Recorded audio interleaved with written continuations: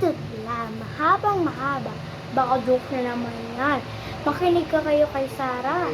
Kasi totoo ito at paligsahan ito pag siya ay manalo.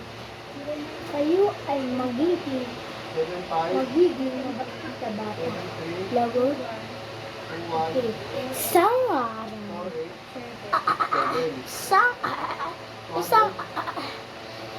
Ako na nga lang. Sige, siya na lang. Kasi ubos siya ng ubo eh. Isang araw, meron isang bara. Umiiyak dahil siya'y binubuli. Diba? Hindi naman yan. Wala eh. Kanta naman yan eh. Isang araw, meron isang bara. Kanta rin yan. Ito ang last kid. Ito ang pangalawang last. Tutu. Si Jenny na lang. Try natin.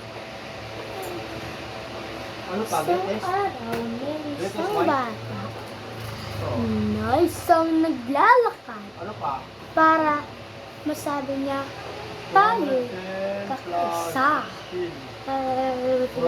Tapos na ang aking kwento. At kung natutunan kayo sa aking kwento, huwag kalimutan magpasalamat.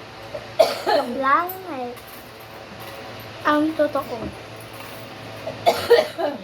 Isang araw, may isang bata na naglalakbay. Naghahanap siya ng makakain at nadaanan niya ang bahay ng higanti. At sabi ng higanti, "Saan ka patungo?" Sabi naman ng bata, pauwi po." Nagsinungaling siya kasi lumiit. At sabi niya, humahanap ko ng pagkain. Sabi naman ng higanti, "Huwag ka magsinungaling, hindi kami nangangagat. Nagpaparusa kami pag nagsisinungaling ang isang bata." At natutunan na ng isang bata ang huwag magsinungaling.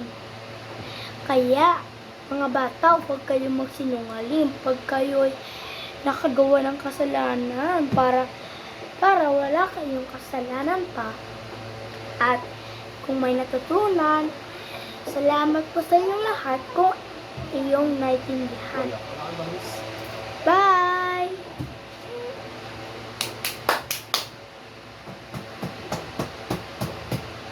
Mama ko.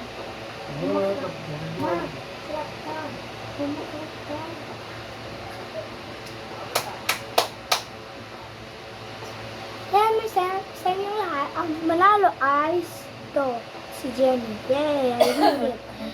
Yay! Hambirame. Watch my video and next.